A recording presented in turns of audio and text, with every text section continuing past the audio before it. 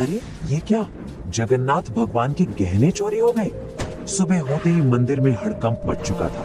मंदिर के कैमरे तुरंत चेक किए गए, पूरी रात की रिकॉर्डिंग देखी गई, लेकिन हैरानी की बात ये थी कि किसी भी कैमरे में कोई आता हुआ या जाता हुआ नहीं दिखा। पुरी के उस पुराने मंदिर में एक बच्चा रहता था। कोई बाहर वाला देखे तो सोचे कि मंदिर में बच्चा कैसे रह सकता है, लेकिन जो लोग वहाँ रोज आते थे वो जानते थे कि ये बच्चा मंदिर का ही हिस्सा था।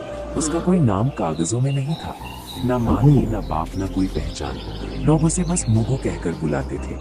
मुगु की उम्र कोई 8 या 9 साल रही होगी। फटे कपड़े, नंगे पैर और आंखों में एक अजीब सी शांति। वो मंदिर में ही सोता था, मंदिर में ही भूखा रहता था और मंदिर में ही हंस लेता था। जब कोई उससे पूछता कि मेरा घर कहाँ है? तो वो बिना सोचे सीधा भगवान जगन्नाथ की मूर्ति की तरफ देखता और कहता, यही जहाँ जगन्नाथ जी रहते हैं। लोग इसे बच्चों की मासूमियत समझते थे, लेकिन मुगु मजाक नहीं कर रहा होता था। मुगु भगवान जगन्नाथ को भगवान नहीं मानता था, वो उन्हें अपना सबसे अच्छा दोस्त मानता था। हर सुबह वो मूर्ति के सामने बैठकर बोलता, आज देर हो गई दोस्त, पुजारी अंकल ने झाड़ू नहीं दी। कभी शिकायत करता कल तुमने सपना क्यों नहीं भेजा?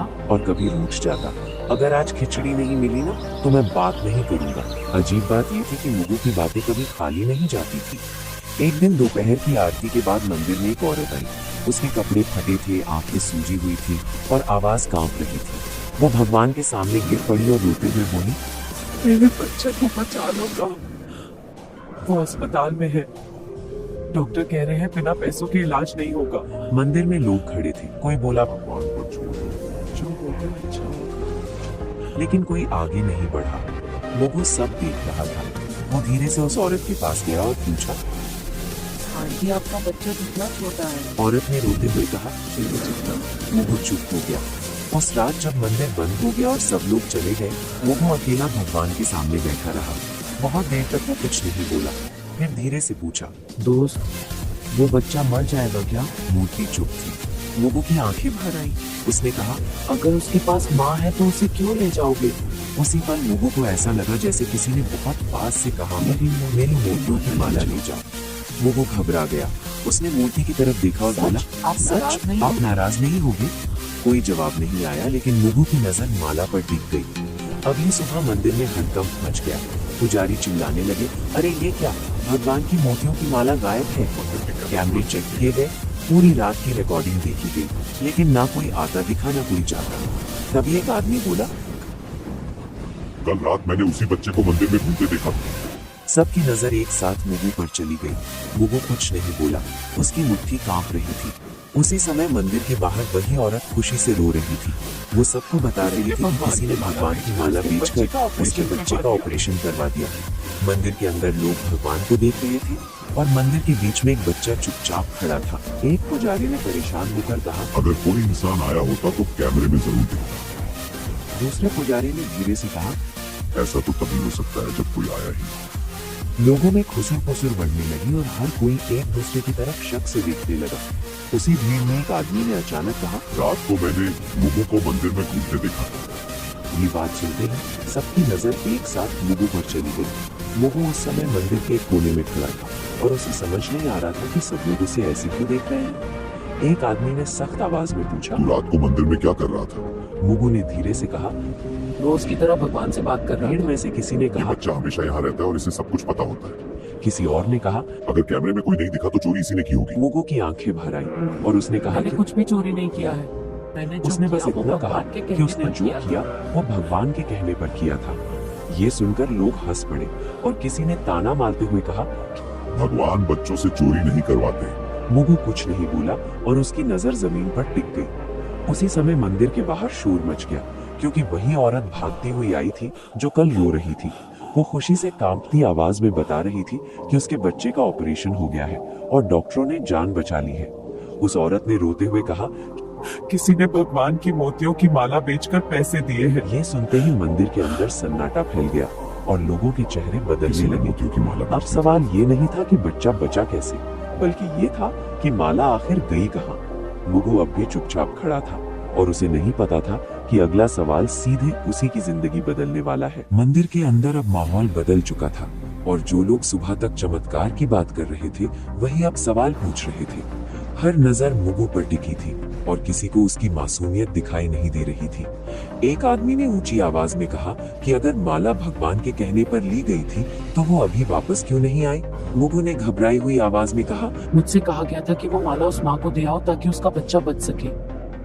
भीड़ में से किसी ने कटाक्ष करते हुए कहा कि अब बच्चे भगवान के नाम पर चोरी भी करने लगे हैं। दूसरे आदमी ने कहा कि ऐसे बहाने हर चोर बनाता है। मुगु ने रोते हुए कहा कि वो झूठ नहीं बोल रहा है और उसने कुछ भी अपने लिए नहीं रखा।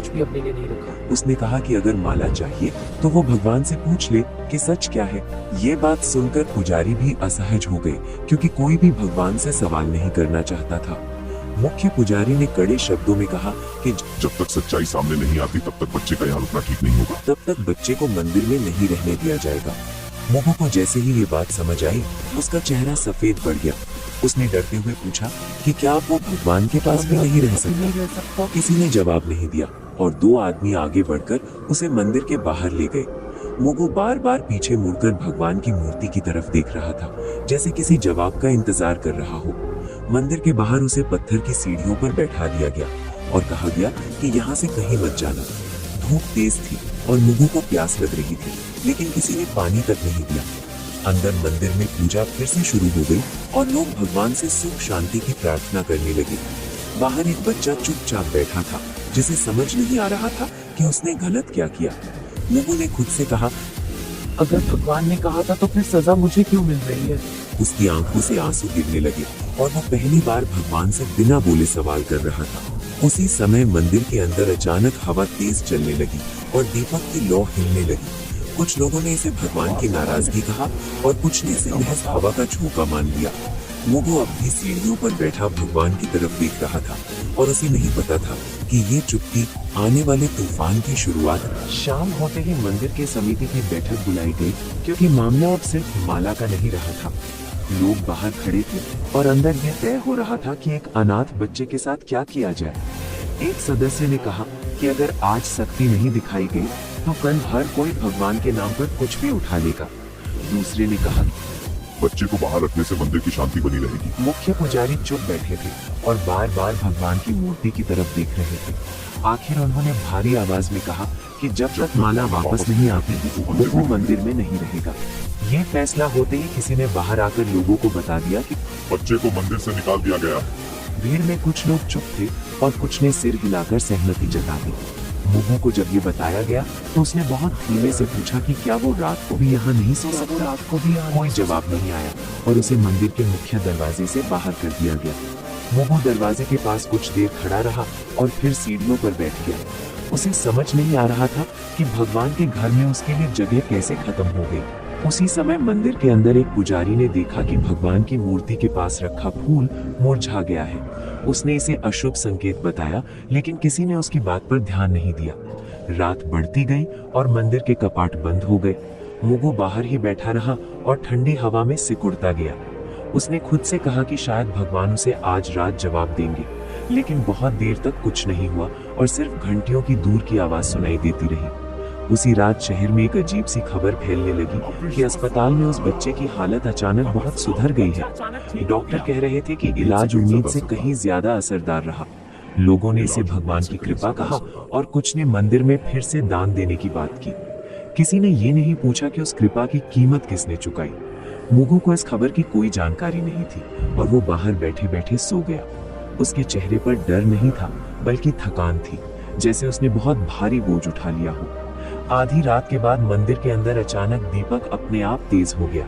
कुछ पुजारी घबरा गए और बोले कि भगवान कुछ कहना चाहते हैं, लेकिन बाहर मंदिर की सीढ़ियों पर एक बच्चा बेसुध पड़ा था और कोई उसे देखने नहीं आया। मुगु की सांसें हल्की थी और उसे नहीं पता था कि अगली सुबह उसके लिए सबसे कठिन होने वाली है। सुबह होते ही मंदिर के बाहर लोगों की भीड़ फिर जमा होने लगी, क्योंकि रात की घटनाओं ने सबको बेचैन कर दिया था। कुछ लोग कह रहे थे कि भगवान ने संकेत दिए हैं और कुछ लोग अब भी यही मान रहे थे कि बच्चा झूठ बोल रहा है। उसी बीच एक पुजारी ने ध्यान दिया कि भगवान की मूर्ति के पास रखी दूसरी माला की एक मोची ढीली हो गई है। उसने पास खड़े पुजारी से कहा कि अगर कोई चोर होता तो बाकी गहनों को भी हाथ लगाता। ये बात धीरे धीरे भीड़ तक पहुंची और पहली बार लोगों को लगा कि कहानी वैसी नहीं है जैसी दिखाई जा रही थी। एक आदमी ने कहा कि अगर बच्चा चोर होता तो वो मंदिर छोड़कर भाग जाता। लोगों की नजर बाहर सीढ़ियों पर पड़ी जहां मुगु बेसुध पड़ा था। उसका चेहरा पीला था और उसकी आंखें आधी खुली थी। एक औरत ने घबराकर कहा कि बच्चे को उठाओ और पानी दो। जब उसे छुआ गया तो सब समझ गए कि मुगु को तेज बुखार है। मुगु ने बहुत धीमी आवाज में कहा कि उसने गलत कुछ नहीं किया है। उसने बस इतना कहा कि भगवान ने कहा था कि किसी की जान बचाना सबसे जरूरी है। ये सुनकर कुछ लोग चुप हो गए और कुछ की आंखें झुक गई। मुख्य पुजारी आगे आए और पहली बार उन्होंने मुगु की बात ध्यान से सुनी। पुजारी ने उससे पूछा कि भगवान ने तुझसे और क्या कहा था। मुगु ने कांपती आवाज में कहा, भगवान ने कहा था कि सच सामने आने में समय लगता है। उसी समय अस्पताल से एक आदमी मंदिर पहुंचा जिस बच्चे और का उसने ऑपरेशन बताया हुआ, कि जिस उसकी बच्चे का हालत पूरी तरह ऑपरेशन हुआ था उसकी हालत अब पूरी तरह ठीक है। ऑपरेशन के पैसे उसने अचानक ये मिल भी गए कहा कि थे, ऑपरेशन इसलिए के डॉक्टरों ने पैसे बिना अचानक देर किए इलाज मिलने से शुरू कर दिया। डॉक्टरों ने तुरंत इलाज शुरू कर दिया था। अब मंदिर में सन्नाटा था और लोग एक दूसरे को देखने लगे। सबको समझ आ रहा था कि अगर माला न गई होती तो शायद वो बच्चा आज जिंदा न होता। लेकिन सवाल अब भी वही था कि माला मंदिर से बाहर कैसे गई। किसी ने फिर से कैमरे देखने की बात की। जब कैमरे दोबारा चेक किए गए तो एक अजीब बात सामने आई। रात के ठीक उसी समय जब माला गायब हुई थी सभी कैमरे कुछ सेकंड के लिए अपने आप बंद हो गए थे। टेक्नीशियन ने कहा कि ये आम बात नहीं है और बिजली में कोई दिक्कत भी नहीं हुई थी। लोगों के चेहरे पर डर साफ दिखाई देने लगा। मुख्य पुजारी ने भारी आवाज में कहा कि अगर ये सब सच अगर ये सब सच है तो ये चोरी नहीं, ये उन्होंने किसी कहा की कि परीक्षा ये हो किसी की सकती है। परीक्षा हो सकती है। मुगु को उठाकर अंदर लाया गया और पहली बार उसे भगवान के सामने बैठाया गया। उसने थकी हुई आंखों से मूर्ति को देखा और बहुत धीमे से कहा कि उसने वही किया जो दोस्त ने कहा था। लोग चुप थे और किसी के पास कहने को कुछ नहीं था। सबको लग रहा था कि सच्चाई सामने आ रही है लेकिन अभी पूरी नहीं हुई है। मंदिर के अंदर अब सन्नाटा था लेकिन उस सन्नाटे में भी कुछ लोग सच को मानने के लिए तैयार नहीं थे। एक सदस्य ने कहा कि कैमरे बंद होना तकनीकी गड़बड़ी भी हो सकती है और इसे चमत्कार मान लेना ठीक नहीं है। दूसरे ने कहा कि अगर आज बच्चे की बात मान ली गई तो कल कोई और भी भगवान का नाम लेकर चोरी करेगा। ये बातें सुनकर कुछ लोग सहमति में सिर हिलाने लगे। मुगु को अंदर लाने के बाद उसकी हालत और बिगड़ने लगी थी। उसका शरीर तप रहा था और सांसें तेज हो गई थी। एक पुजारी ने कहा कि बच्चे को डॉक्टर के पास ले जाना चाहिए लेकिन समिति के एक आदमी ने कहा कि पहले सच्चाई तय होनी चाहिए, इलाज बाद में भी हो सकता है। ये बात सुनकर कुछ लोग असहज हो गए लेकिन किसी ने खुलकर विरोध नहीं किया। मुगु ने आंखें खोलकर बहुत धीमे से कहा कि उसे अब डर नहीं लग रहा है। उसने कहा कि अगर वो बाहर ही मर जाता तो भी उसने सही काम किया होता। ये सुनते ही मंदिर के अंदर खड़े कुछ लोगों की आंखें भर आईं। उसी समय एक आदमी जोर से बोला कि अगर बच्चा इतना ही सच्चा है तो भगवान उसे क्यों नहीं बचा रहे। तो भगवान ये उसे क्यों सवाल बचा ऐसा रहे? था जिसे कोई सुनना नहीं चाहता था। मुगु ने कमजोर आवाज में कहा कि भगवान हमेशा किसी को बचाने नहीं आते। उसने कहा कि कभी कभी भगवान चाहते हैं कि इंसान सही फैसला ले। ये बात सुनते ही मंदिर में कुछ लोगों को गुस्सा आ गया। एक आदमी ने कहा कि ये बच्चा भगवान बनकर बोल रहा है। मुगु ने बहुत मुश्किल से मुस्कुराते हुए कहा कि वो भगवान नहीं है, बस दोस्त की बात बता रहा है। उसकी आंखें धीरे धीरे बंद होने लगी। उसी समय बाहर से आवाज आई कि एम्बुलेंस आ गई है। कुछ लोग राहत की सांस लेने लगे और कुछ अब भी खड़े रहे। जब मुगु को उठाकर बाहर ले जाया गया तो मंदिर के अंदर अचानक तेज हवा चली। दीपक की लौ एक पल के लिए सीधी खड़ी हो गई। कुछ पुजारी डर गए और बोले कि अब देर हो चुकी है। किसी ने पूछा कि किस बात के लिए देर हो चुकी है लेकिन कोई जवाब नहीं आया। मुगु को एम्बुलेंस में डाल दिया गया और दरवाजा बंद हो गया। उसकी उंगलियां ढीली पड़ रही थी और उसकी सांस बहुत हल्की हो गई थी। मंदिर के अंदर लोग अब भी बहस कर रहे थे कि सच क्या है। उसी समय एम्बुलेंस के सायरन की आवाज दूर होती चली गई। मुख्य पुजारी ने भगवान की मूर्ति की तरफ देखा और पहली बार उनकी आंखें भर आईं। उन्हें समझ आ गया था कि सही और गलत के बीच का वक्त बहुत कीमती होता है। एम्बुलेंस के जाते ही मंदिर के अंदर एक अजीब सी खामोशी फैल गई और बहस अपने आप रुक गई। लोग एक दूसरे का चेहरा देख रहे थे, जैसे सबको अचानक समझ आ गया हो कि अब शब्द बेकार है। कुछ देर बाद अस्पताल से फोन आया और मुख्य पुजारी ने कांपते हाथों से कॉल उठाई। डॉक्टर ने बताया कि बच्चे की हालत बहुत नाजुक है और अगला 1 घंटा बेहद अहम है। ये सुनते ही मंदिर में मौजूद कई लोगों के चेहरे पीले पड़ गए। किसी ने धीमे से कहा कि अगर हमने उसे पहले भेज दिया होता तो शायद हालात अलग होते। एक आदमी ने गुस्से में कहा कि अब पछताने से क्या फायदा, जो होना था वो हो चुका है। लेकिन उसकी आवाज में भी भरोसा नहीं था, सिर्फ डर। उसी समय वो औरत फिर मंदिर पहुंची, जिसका बच्चा अस्पताल से बचकर लौटा था। उसने मुगु के बारे में पूछा और जब उसे सच बताया गया तो वो जमीन पर बैठ गई। वो रोते हुए बोली कि अगर उसका बच्चा बचा है तो उसकी वजह वही अनाथ बच्चा है। उसने कहा कि वो माला नहीं थी, बल्कि भगवान का भरोसा था जो बिक गया था। ये सुनकर मंदिर में खड़े लोग सिर झुकाने लगे। किसी की हिम्मत नहीं थी कि उस औरत की आंखों में देख सके। उसी वक्त अस्पताल से दोबारा फोन आया और इस बार आवाज और भी गंभीर थी। डॉक्टर ने बताया कि बच्चे की सांसें बहुत धीमी हो रही हैं और शरीर जवाब दे रहा है। मुख्य पुजारी ने बिना कुछ बोले फोन रख दिया। उन्होंने पहली बार साफ शब्दों में कहा कि ये सब किसी चोरी की कहानी नहीं थी। उन्होंने कहा कि ये परीक्षा थी और हम सब उसमें फेल हो गए। उनकी आवाज में गुस्सा नहीं था, सिर्फ टूटन थी। कुछ लोग रो पड़े और कुछ बस दीवार की तरफ देखते रहे। हर किसी को लग रहा था कि अगर समय को थोड़ा पीछे किया जा सकता तो सब कुछ बदल सकता था। मंदिर के बाहर अचानक तेज हवा चली और धूल उड़ने लगी। कई लोगों ने इसे भगवान का संकेत माना, लेकिन अब किसी के पास जवाब नहीं था। अस्पताल से आखिरी बार फोन आया और इस बार लाइन की उस तरफ सिर्फ सन्नाटा था। कुछ सेकंड बाद डॉक्टर ने कहा कि उन्होंने पूरी कोशिश की, लेकिन बच्चा नहीं बच पाया। ये सुनते ही मंदिर में खड़े कई लोग जमीन पर बैठ गए। किसी ने भगवान को दोष नहीं दिया, क्योंकि आप सब समझ चुके थे कि गलती कहाँ हुई थी। मुख्य पुजारी ने भगवान की मूर्ति की तरफ देखा और बहुत धीमे से कहा कि हमने बहुत देर कर दी। उन्हें एहसास हो गया था कि इंसान जब फैसले टालता है तो उसका अंजाम हमेशा किसी और को भुगतना पड़ता है। मुगु के जाने के बाद मंदिर में पहली बार ऐसा हुआ कि भीड़ होने के बावजूद कोई शोर नहीं था। लोग दर्शन के लिए आ रहे थे, लेकिन किसी के चेहरे पर वो पुरानी श्रद्धा नहीं दिख रही थी। मुख्य पुजारी ने आदेश दिया कि उस दिन कोई उत्सव नहीं होगा और मंदिर में सादगी रखी जाएगी। कुछ लोगों ने राहत महसूस की, लेकिन कुछ को लगा कि ये सब दिखावा है। उसी दिन शाम को खबर फैली कि अस्पताल में उस बच्चे की माँ अब भी बैठी रो रही है। उसने कहा कि उसका बच्चा तो बच गया, लेकिन जिस बच्चे ने उसे बचाया वो चला गया।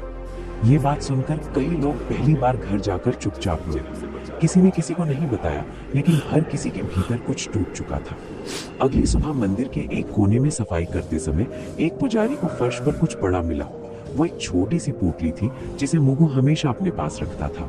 पोटली खोली गई तो उसमें कोई पैसा नहीं था, कोई खिलौना नहीं था। उसमें बस एक पुरानी रुई की माला थी और एक कागज का टुकड़ा। कागज पर मुगु की टूटी फूटी लिखावट में लिखा था कि अगर भगवान की माला वापस आ जाए तो किसी को सजा मत देना। उसने ये भी लिखा था कि दोस्त ने कहा है कि सही काम का इनाम हमेशा जिंदा रहना नहीं होता। ये पढ़ते ही मुख्य पुजारी की आंखें भर आईं और उन्होंने कागज चुपचाप मोड़ लिया। उन्होंने किसी को वो पंक्तियां जोर से नहीं पढ़कर सुनाई।